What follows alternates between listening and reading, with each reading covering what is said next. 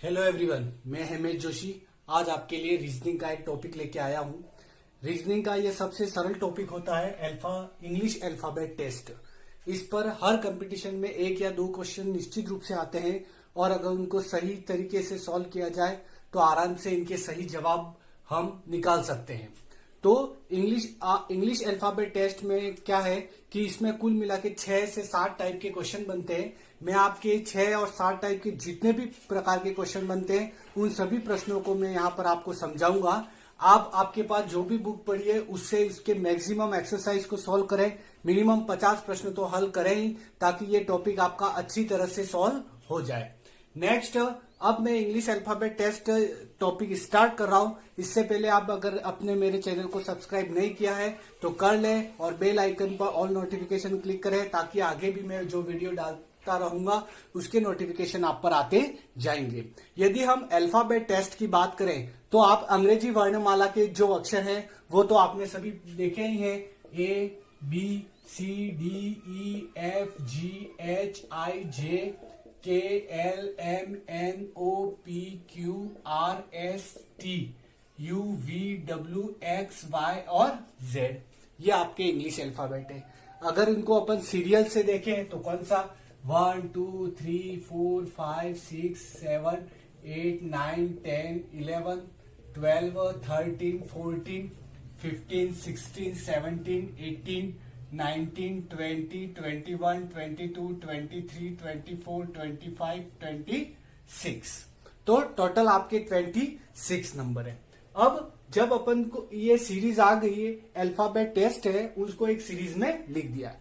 अगर आप नॉर्मल किसी कंपटीशन की तैयारी कर रहे हो तो कोई बात नहीं, इंग्लिश अल्फाबेट लिख लो, आराम से सॉल्व करो। अगर आप बैंकिंग सेक्टर की वगैरह तैयारी करते हैं तो आपको हर एक का नंबर याद होना चाहिए, जैसे कि ए का 1 है, बी का 2 है, सी का 3 है, डी का 4, ई का 5, जैसे भी। और इन नंबरों को आप अपने तरीके से भी याद कर सकते हैं, जैसे कि T20 तो टी का 20 होता है, R18 है तो आर का 18। आप अपने फ्रेंड दोस्तों के नाम से, एनवायरमेंट में कोई चीज है उसके नाम से आप इनके नंबरों को भी सीधा याद कर सकते हैं। और आप पे कैपेसिटी है तो सीधे उन नंबरों को याद कर लो। पीछे से ये 4-5 अक्षर बिल्कुल आराम से याद हो जाएंगे। बीच वाला MN 13-14 आराम से याद हो जाएंगे। देखना, इस हिसाब से आप इस अल्फाबेट का नंबर जो है वो भी याद करने की कोशिश करना आप बैंकिंग सेक्टर में। अगर अदर किसी भी कंपटीशन में अगर आपको एक बार नहीं क्लियर हो तो आप सीधी सीधी अल्फाबेट लिख लें, इसके बाद ही इन प्रश्नों को सॉल्व करने की कोशिश करें। तो इन अल्फाबेट में अपन ध्यान से देखते हैं तो ये कहलाता है अपना बाया पक्ष और ये कहलाता है आपका दाया पक्ष। अगर मैं कहूं कि बाएं से दाएं तरफ, मतलब मैं किधर से इधर चलूंगा, लेफ्ट से राइट, बाएं से दाएं। अगर मैं कहूं दाएं से बाएं चलना है तो मैं किस साइड चलूंगा, इधर चलूंगा। मैं कहूं बाई और मतलब ये बाई और है, मतलब मुझे किस साइड चलना है, इधर से इधर। दाई और मतलब दाई और दाएं तरफ मुझे चलना है तो मुझे यहां से इधर तक चलना पड़ेगा। अगर नंबर सिस्टम की बात करें अपन तो जैसे कि मैं कहूं कि बाएं से 5वां पद कौन सा है तो ई आंसर होगा।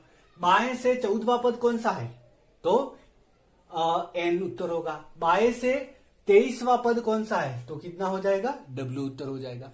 सिमिलरली अगर अपन दाएं पक्ष की बात करें तो जैसे कि दाएं का नाम लेते हैं 1 2 3 4 5 6 7 8 9 10 11 12 13 14 15 16 17 18 19 20 21 22 23 24 25 और 26। अगर यहां पर अपन बात करें तो अब मैं कहूं कि दाएं से 5वां पद कौन सा है तो अपन क्या कह देंगे, वी है। दाएं से 10वां पद कौन सा है तो अपन क्या कह देंगे, क्यू है। दाएं से 20वां पद कौन सा है तो अपन कह देंगे जी पद है, जी।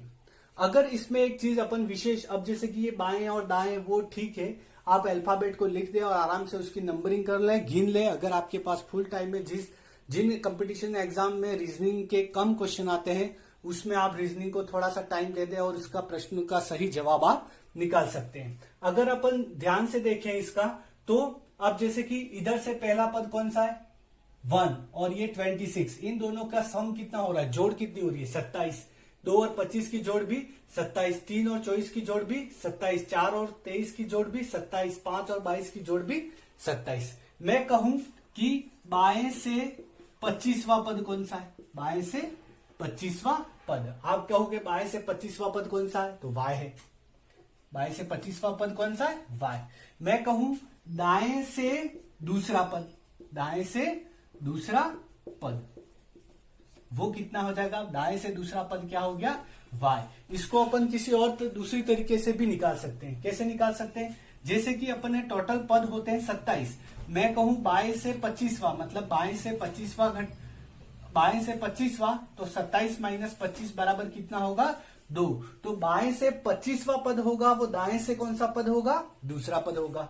अगर मैं बाएं से, मैं कहूं बाएं से 14वां पद जो है, 14वां पद जो है वो दाएं से कौन सा होगा, दाएं से कौन सा होगा, तो बाएं से 14वां पद, तो दाएं से कितना हो जाएगा 27 माइनस 14, तो 7 में से 4 गए तो 3, तो ये कितना हो जाएगा 13वां। तो दाएं से वो कौन सा पद होगा, 13वां। देखो बाएं से 14वां पद, बाएं से 14वां पद कितना है, n है, क्या है n, और वो दाएं से कितना है, ये 13वां पद है, दाएं से कितना है 13वां पद है। तो हमें बाएं दाएं का कंसेप्ट बिल्कुल अच्छी तरह से क्लियर करना है। और भी ये समझ में नहीं आया तो एक बार पुनः वापस इस वीडियो को देखो, आपको अच्छी तरह से समझ में आ जाएगा।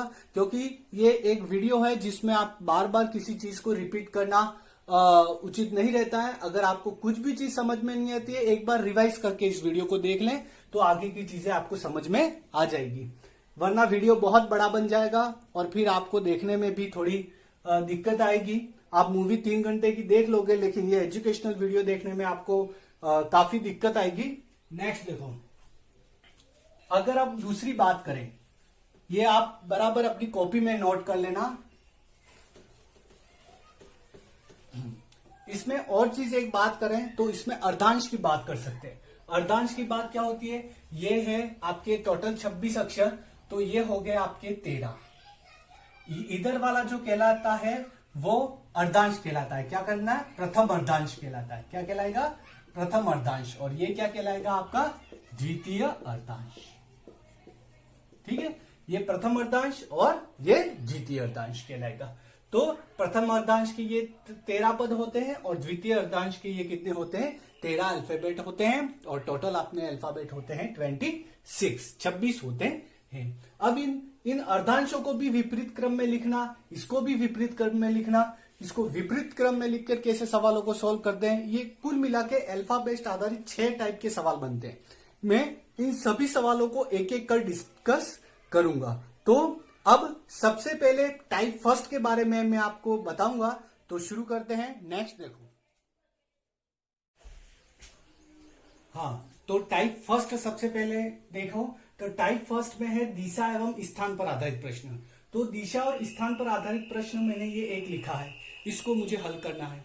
अब प्रश्न क्या है, अंग्रेजी वर्णमाला में बाएं से 20वें अक्षर के बाएं 10वां अक्षर कौन सा है। बाएं से 20वें अक्षर के बाएं 10वां अक्षर कौन सा है। एक तो तरीका होता है कि साधारणतया आप काउंट करो, काउंट नहीं करो तो फिर एक और तरीका भी है, वो मैं आप अभी इसके नीचे आपको समझाने की कोशिश करूंगा। तो सबसे पहले आप इस चीज को देख लो, क्या है कि अंग्रेजी वर्णमाला के बाएं से 20वां, तो बाईं तरफ ये होता है, उससे बाएं से 20वां पद कितना है, ये 20 है।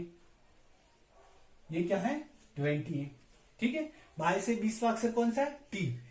अक्षर के बाएं 10वां अक्षर, अब इधर बाएं पक्ष है और ये दाएं पक्ष है, के बाएं 10वां अक्षर, तो इसको खुद को नहीं गिनना है। 1 2 3 4 5 6 7 8 9 और 10, तो आंसर क्या आ जाएगा आपका, जे। तो जे जो है वो आपका क्या हो जाएगा, आंसर हो जाएगा।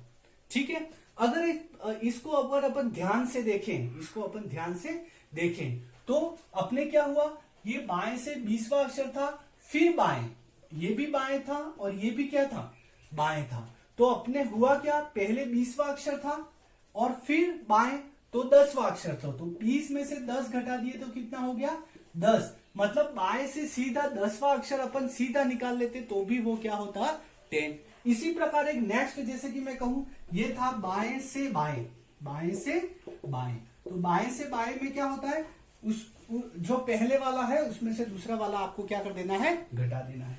अब देखो दाएं से दाएं, दाएं से दाएं।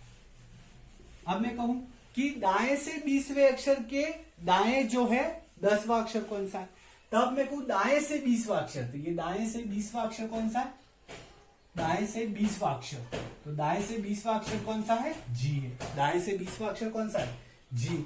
फिर 20वें अक्षर के दाएं 10वां अक्षर, अब मैं ये प्रश्न चेंज कर दिया है, दाएं को जगह मैं ये ले रहा हूं दाएं से दाएं, तो दाएं से दाएं में क्या हो गया कि 20वां अक्षर ये हो गया। अब 20वें अक्षर के ये तो बाएं पक्ष हो गया और ये दाया कि दाएं 10वां, 1 2 3 4 5 6 7 8 9 और 10, तो ये कितना हो जाएगा 10वां अक्षर। तो 10वां अक्षर क्या हो जाएगा आपके दाएं से 1 2 3 4 5 6 7 8 9 10, तो क्या हो जाएगा क्यू आंसर आ जाएगा। तो इसमें भी क्या होगा 20 माइनस 10 बराबर क्या होगा 10, मतलब बाएं से बाएं तो अपन लिखने देना है बाएं से 10वां पद, बाएं से, ठीक है। और दाएं से दाएं तो ये 10वां पद क्या हो जाए दाएं से हो जाएगा। एक प्रश्न इसमें और बनेगा, जैसे कि बाएं से दाएं, अगर मैं बाएं से दाएं देखता हूं,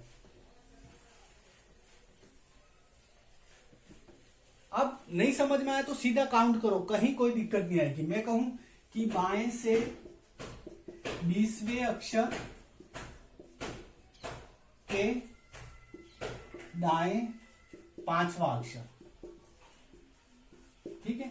तो बाएं से 20वां अक्षर गिन लो, बाएं से 20वां अक्षर कितना है, बाएं से 20वां अक्षर ये है टी है, के दाएं 5वां अक्षर, तो इसके दाएं और 5वां 1 2 3 4 और 5, तो आंसर क्या हो जाएगा वाई आपका क्या हो जाएगा आंसर। तो उसमें हुआ क्या, बाएं से 20वें के दाएं 5वां, मतलब 20 प्लस 5 बराबर कितना हो गया 25, मतलब सीधा आपका कौन सा हो बाएं से लेना है 25वां अक्षर लिखना है, बाएं से कौन सा अक्षर ले लेना है 25वां लिखना है। अगर मैं कहूं कि दाएं से 20वें अक्षर के बाएं 5वां, तो इसमें भी क्या होगा 20 प्लस 5 बराबर क्या होगा 25, मतलब अब स्टार्ट कहां से करना है, इसमें मेन चीज ये है, यहां बाएं से है तो उत्तर भी क्या होगा बाएं से 25वां अक्षर, यहां दाएं से स्टार्ट है तो उत्तर भी क्या होगा दाएं से 25वां अक्षर। तो कुल मिला के ये बात होती है, अगर दोनों सेम है बाएं बायां है तो अपन घटाते हैं, और अगर दाएं बाएं या बाएं दाएं विपरीत है तो अपन क्या कर देते हैं जोड़ देते हैं। विपरीत है तो क्या होते हैं जोड़ देते हैं। इसमें चुंबक वाला सिस्टम आता है कि समान ध्रुव प्रतिकर्षण करते हैं और विपरीत ध्रुव आकर्षण करते हैं। तो इसमें अगर विपरीत है दाएं बाएं है तो अपन सीधा घटा के भी उसका आंसर लिख सकते हैं। आप अपनी बुक में जो भी प्रैक्टिस एक्सरसाइज दे रखी है उसको हल करो, उसमें मिनिमम 50 प्रश्न को हल करो, ये कंसेप्ट अच्छी तरह से आपकी क्लियर हो जाएंगे। तो ये टाइप फर्स्ट जो है वो दिशा के आधारित प्रश्न होता है दाएं बाएं, इसके आधारित और भी प्रश्न मैं भी आगे आपको बता रहा हूं। तो अब नेक्स्ट टाइप सेकंड देखेंगे।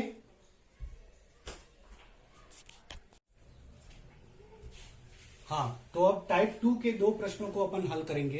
टाइप 2 है विपरीत क्रम, मतलब अंग्रेजी वर्णमाला को पूरी विपरीत क्रम में लिखा जाता है या इसके किसी भाग को विपरीत क्रम में लिखा जाता है। इस टाइप के जो प्रश्न हैं वो इस टाइप में आते हैं। इस टाइप के मैं 2 प्रश्न हल करके आपको बता रहा हूं, तो आप ध्यान से देखना। प्रश्न नंबर 2, यदि अंग्रेजी वर्णमाला को विपरीत क्रम में लिख दिया जाए, अब सीधी सी बात कर रहा है, उसको विपरीत क्रम में लिखना है, मतलब ये क्या हो जाएगा A B C D E F G G H I J K L M N O P Q R S T U V W X Y और Z, ये विपरीत क्रम में लिख दिया। अंग्रेजी वर्णमाला को विपरीत क्रम में लिखा जाए तो दाएं से तीसरे अक्षर के बाईं ओर, दाएं से तीसरे अक्षर के बाईं ओर। मैंने आपको पहले ही बताया था, अगर दाएं और बाएं दो अलग अलग है दाएं बाएं, तो अपन क्या कर देते हैं उनको ऐड कर देते हैं, जोड़ देते हैं। मतलब ये कह रहा है, और पहले वाला लेंगे तो सबसे पहले होगा तो क्या दाएं से होगा, दाएं से होगा। तीसरे अक्षर के बाईं और 13वां अक्षर, मतलब ये दाएं और ये बाईं ओर है, मतलब ये क्या हो जाएंगे जुड़ जाएंगे। 3 और 13 कितने हो जाएंगे 16। तो मुझे दाएं से कौन सा अक्षर लेना पड़ेगा 16वां अक्षर। तो देखो 1 2 3 4 5 6 7 8 9, 10, 11, 12, 13, 14, 15 और 16। तो आपका आंसर क्या आ जाएगा? पी जो है वो आपका क्या हो जाएगा? आंसर हो जाएगा। अगर आपको नहीं समझ में आता ये दाएं बाएं वाले सिस्टम तो गिन लो। दाएं से तीसरा, तो ये दाएं से पहला, दूसरा और ये दाएं से क्या हो गया? तीसरा। के बाईं और 13वां, के बाईं और 13वां मतलब 1, 2, 3, 4, 5, 6, 7, 8, 9, 10, 11, 12 और 13वां। आंसर क्या आ गया? पी। आप इतना याद रखो कि पहले वाले की तरफ से, पहले जो लिखा उसकी तरफ से देखना है। अगर दाएं बाएं लिखा हुआ है, दोनों विपरीत हैं तो जुड़ जाएंगे, और दोनों समान है तो घटा देना। इतना याद रखना, आराम से ये क्वेश्चन हो जाएगी। नेक्स्ट देखो, तो इसका आंसर क्या हो गया? पी। अब नेक्स्ट देखो, क्वेश्चन नंबर 3 क्या कह रहा है? यदि अंग्रेजी वर्णमाला के प्रथम अर्धांश को विपरीत क्रम में, प्रथम अर्धांश को विपरीत, प्रथम अर्धांश कहाँ आता है? 13 तक, उसको विपरीत क्रम में लिखना है। A B C D E F G H I J K L और एम, फिर N O P Q R S T U V W X Y और जेड। ये क्या हो गया? प्रथम अर्धांश को मैंने क्या लिख दिया? ये विपरीत क्रम में लिख दिया। तो आपके दाईं ओर के 10वें अक्षर के बाईं ओर, ये भी अलग अलग है, ये दाईं है, ये बाईं है, मतलब जुड़ जाएंगे। और पहले वाला क्या है? दाईं, तो दाईं तरफ से लेना है। तो 10 और 7 कितने हो गए? 17। तो दाईं तरफ से 17वां पद, 1, 2, 3, 4, 5, 6, 7, 8, 9, 10, 11, 12, 13, 14, 15, 16 और 17। तो ये डी आपका क्या हो गया? आंसर। तो इसके मैंने ऑप्शन लिखना रह गया, तो इसका ऑप्शन जो होगा वो डी। आंसर इसका क्या होगा? आपका डी। ऑप्शन में जहां पर भी डी उत्तर है वो आपका उत्तर क्या हो जाएगा? सही हो जाएगा। तो इन प्रश्नों में बिल्कुल आप आराम से इसको जैसा कहे वैसा लिख देना। आप कोई कंफ्यूजन मत, एबीसीडी वैसे भी आपको आती है और आप बिल्कुल फास्ट, आपको 2 या 3 सेकंड लगेंगे, तो उसमें 2 या 5 सेकंड लगेंगे, उसमें आपकी गलती की संभावना थोड़ी कम हो जाएगी। ठीक है? यस। तो मैं अब टाइप 3 के बारे में, उसमें अब उस टाइप 3 में क्या होता है? इंग्लिश अल्फाबेट है, उनको एक जो सीक्वेंस दे रखी हो क्वेश्चन में उसके अनुसार जमाना है, फिर उसमें 2 अक्षरों के मध्य कितने अक्षर है वो पता लगाना होता है। तो इस पर आधारित मैं 2-3 प्रश्न ये बता रहा हूं, आप ध्यान से देखें। क्वेश्चन नंबर 4, अंग्रेजी वर्णमाला में बाएं से 8वें तथा दाएं से 7वें अक्षर के मध्य में कितने अक्षर है? तो ये अंग्रेजी वर्णमाला आपके बाएं से 8वां, बाएं से 8वां मतलब ये रहा, बाएं से 8वां क्या रहा? ये रहा। ठीक है, बाएं से 8वां तथा दाएं से 7वां, ये दायां, तो दाएं तरफ से 7वां अक्षर कौन सा है? ये रहा। अब इसके बीच में कितने अक्षर हैं? तो गिन लो, 1, 2, 3, 4, 5, 6, 7, 8, 9, 10 और 11। तो इसका आंसर क्या हो जाएगा? आपका 11 जो है वो आपका क्या हो जाएगा? आंसर हो जाएगा। ठीक है, बहुत सरल है। नेक्स्ट देखो, अंग्रेजी वर्णमाला में दाएं से 20वें अक्षर तथा दाएं से 10वें अक्षर। तो ये दाएं से 20वां अक्षर कौन सा है? दाएं से 20वां अक्षर ये रहा, और दाएं से 10वां अक्षर, तो दाएं से 10वां अक्षर कौन सा रहा? ये रहा। अब इसके बीच में कितने अक्षर है? 1, 2, 3, 4, 5, 6, 7, 8 और 9। तो ये आपका क्या हो गया? आंसर हो गया। B9 क्या हो गया? आपका आंसर हो गया। हाँ, टाइप 3 का एक क्वेश्चन रह गया था, कुछ टेक्निकल समस्या आ गई थी, तो देखना टाइप 3 का क्वेश्चन नंबर 6। अंग्रेजी वर्णमाला में बाएं से 7वां अक्षर और दाएं से 10वें अक्षर के मध्य कौन सा अक्षर होगा? सबसे पहले बाएं से 7वां अक्षर कौन सा है? जी है। फिर दाएं से 10वां, अब दाएं से ये 10वां अक्षर क्या है? क्यू है। ठीक है, इनके बीच का अक्षर, मध्य का अक्षर, अब देखो ये है, अब इनके मध्य का अक्षर ये देखो, ये फर्स्ट छोड़ दो, ये और ये छोड़ दिया, ये और इधर छोड़ दिया, इधर और इधर छोड़ दिया, इधर और इधर छोड़ दिया, तो क्या आया? एल। ये 12वां जो अक्षर है वो बिल्कुल बीच में आया है, तो इसका एल जो है वो उत्तर सही है। कभी कभी ये भी होता है कि अब जी और एच के मध्य ये सारे अक्षर हैं, तो ऑप्शन में इन सारे अक्षरों में से जो होगा वो उत्तर भी कभी कभी सही होगा, लेकिन बने तब तक अगर बिल्कुल मध्य वाला अक्षर अवेलेबल है ऑप्शन में। वैसे ये देखो एम भी इनके बीच में ही आ रहा है, लेकिन हमें बिल्कुल मध्य में देखना है, तब एल ऑप्शन सही करेंगे। अगर बाय चांस एल ऑप्शन नहीं होता तो हमारा एम ऑप्शन भी सही हो सकता था। नेक्स्ट टाइप 4 आता है, उसमें अक्षर युग्म पर आधारित। मैं जब बैंकिंग की तैयारी कर रहा था, मैंने एसबीआई बैंक क्लर्क के एग्जाम फाइट किया, उसको क्वालिफाई भी किया है, तो मैं इस टाइप के क्वेश्चन सोल्व करने में मुझे काफी परेशानी होती थी। बहुत प्रैक्टिस के बाद एक नॉर्मल आइडिया मेरे समझ में आया और उस आइडिया से लगभग हर सवाल सॉल्व हो जाता है। तो इस प्रश्न को बराबर ध्यान से देखना। शब्द प्रेजेंट में ऐसे कितने अक्षर युग्म है जिनके बीच यहाँ उतने ही अक्षर मौजूद है जितने की अंग्रेजी वर्णमाला में इनके बीच है। अब आपको करना क्या है, हमको उतने अक्षर देखने, अगर जैसे कि ए और डी, इसके बीच में दो अक्षर है बी और सी, तो यहाँ पर भी बीच में दो, जरूरी नहीं बी और सी, कुछ भी हो। तो इस टाइप के प्रश्न में देखना में कैसे चेक करना है। सबसे पहले आपको अगर एबीसीडी आपको अच्छी जेड तक बिल्कुल अच्छी तरह से आनी चाहिए। नहीं, अगर अब भी आप तो थोड़ा अगर मिस हो गए हो तो देख ले वापस अच्छी तरह से। पी से स्टार्ट करेंगे तो पी, क्यू, आर और एस। देखो पी और एस के बीच में दो अक्षर होते हैं, क्यू और आर, और यहाँ पर भी दो अक्षर है, मतलब एक जोड़ा ये बना P Q R S T U V, नहीं जम रहा है। फिर आर से शुरू करेंगे, R S T U V W, नहीं जमा। ई एफ जी एच आई, नहीं। एस टी यू वी, नहीं जमा। ई एफ जी, नहीं जमा। एन और टी, नहीं जमा। मतलब अपने को ये रखना बीच में बराबर वही अक्षर, वो अक्षर मैच होना चाहिए। एबीसीडी जब अपन बोलेंगे अल्फाबेट तो वो अक्षर मैच हो जाएगा।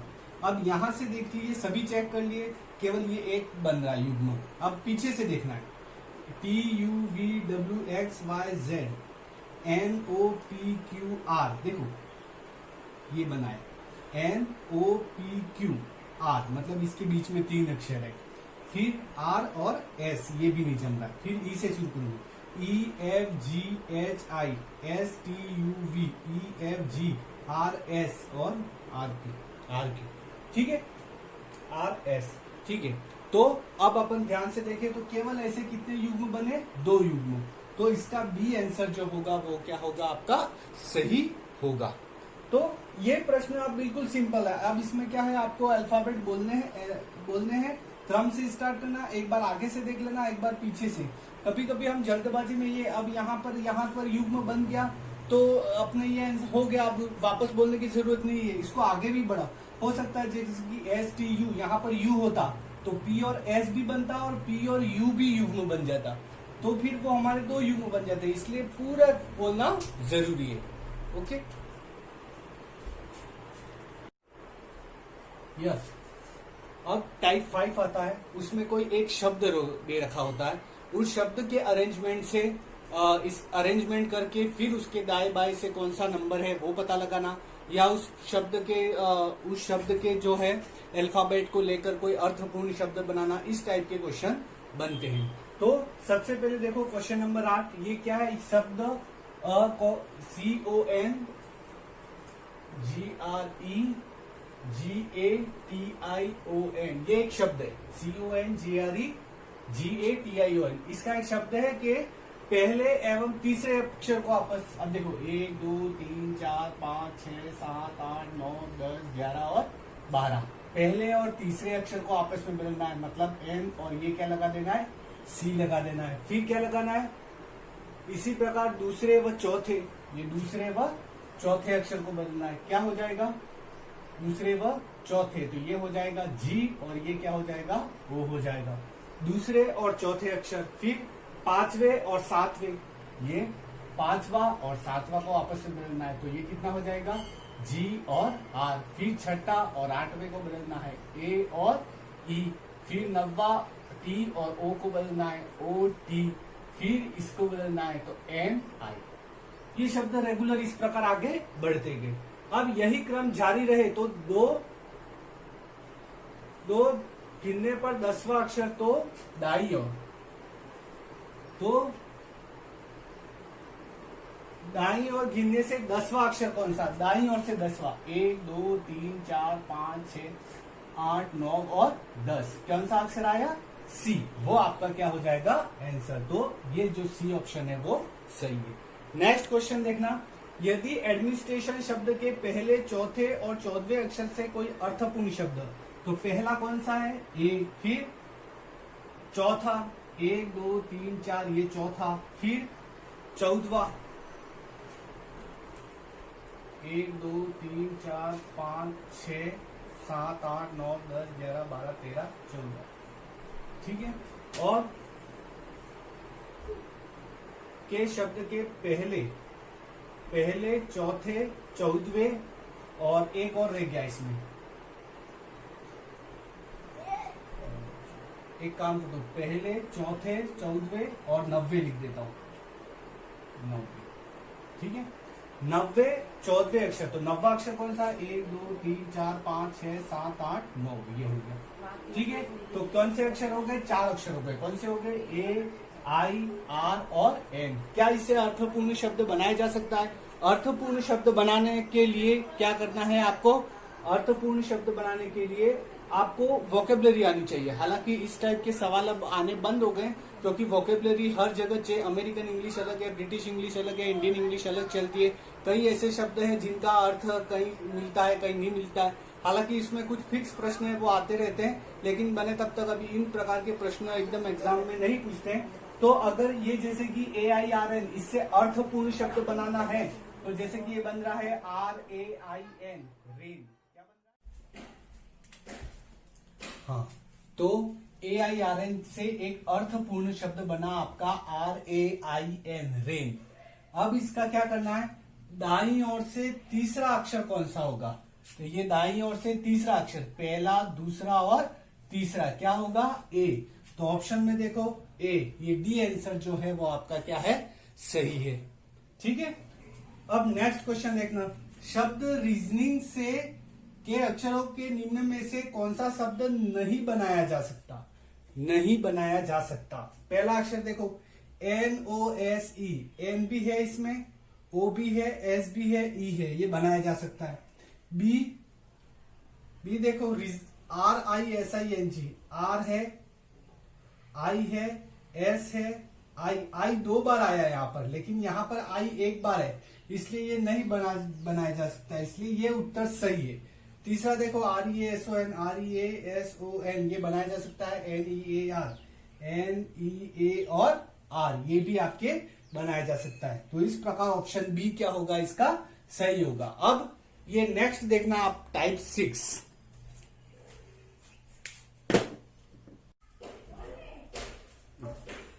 अब टाइप 6 में आता है शब्दों का व्यवस्थीकरण। उसमें क्या होता है, हमें कुछ शब्द दिए होते हैं और उनको अपने को शब्दकोश के अनुसार जमाना होता है, या फिर शब्दकोश के अनुसार उसकी जो सही स्थिति है उसको पता लगाना होता है। तो देखो, इस पर आधारित मैं 2 प्रश्न आपको बता रहा हूं। नीचे दिए गए शब्दों में से कौन सा शब्द शब्दकोश के अनुसार तीसरे स्थान पर आएगा? शब्दकोश के अनुसार तीसरे स्थान। शब्दकोश में हमेशा चेक करते हैं, सबसे पहले ए वाला चेक करते हैं, फिर उसके बाद वाला, फिर उसके बाद वाला, फिर उसके बाद वाला, तीसरी स्टेप चेक करते हैं। देखो, इस क्वेश्चन को मैं चेक करता हूं, इससे आपको थोड़ा आइडिया लगेगा। सबसे पहले शब्द के उसके अनुसार ये पहला अक्षर सबका जी है। पहला अक्षर क्या है? सबका जी है, ठीक है। तो इसके बारे में क्लियर नहीं होता। अब दूसरा अक्षर देखेंगे, दूसरा अक्षर लिखेंगे ABCD के हिसाब से। तो दूसरे ऑप्शन में ये ए है, ठीक है, ये आई है, ये ए है, ये ए है और ये ए है, मतलब ये भी ए है और ये भी ए है, मतलब ये पहला अक्षर होगा, ये क्या होगा? दूसरा। अब इसमें पहला दूसरा कौन सा होगा वो देखो। अब ये एल ये सेम है, और तीसरा एल है और ये ई पहले आता है और एल बाद में आता है, मतलब ये पहला शब्द हो जाएगा और ये क्या हो जाएगा? दूसरा शब्द हो जाएगा। अब तीसरा देखो, तीसरे में आता है ए, अब ई और आई और ई, इसमें पहले क्या होता है? ई आता है, ई आता है। तो ये जो हो जाएगा, डी जो होगा वो आपका क्या हो जाएगा? ठीक है, डी जो होगा वो आपका क्या हो जाएगा? आंसर हो जाएगा। तो तीसरा शब्द ये और लास्ट चौथा तो ये आएगा ही। क्लियर? नेक्स्ट देखो, नीचे दिए गए शब्दों को विकल्प में शब्दकोश के अनुसार देखो, पहला शब्द में जी है, ठीक है, ठीक है। सेकंड में ए देखो, ए देखने पर ये आया और एक ये आया, तो ये GAL और GAL ये करा चुका हूं मैं, ये पहला नंबर का आएगा, ये दूसरा नंबर का आएगा। देखो तीसरा देखो, अब तीसरे में इसमें भी ई है, सेकंड इसमें भी है, ये आई आ गया, ये तो लास्ट में हो गया। अब इसमें से तीसरा और चौथा कौन सा है? ये ई है, ये भी ई है, फिर एन है तो ये भी एन है, फिर यू है और यहाँ आई है। तो आई पहले आता है और यू बाद में आता है, इसलिए ये हो गया आपका तीसरा और ये हो गया आपका चौथा और लास्ट ये जो बचा वो क्या हो जाएगा पांचवा। तो सबसे पहले आपका क्या हो जाएगा आंसर क्या आ जाएगा इसमें, सबसे पहला है 3, दूसरा है 2, तीसरा है 5, चौथा है 4 और लास्ट क्या है 1। मतलब ऑप्शन सी जो है वो आपका क्या है सही है। आप आराम से इन प्रश्नों को देखना, आराम से ये समझ में आएंगे। ये सिंपल क्वेश्चन है, शब्दकोश के अनुसार जमाना है।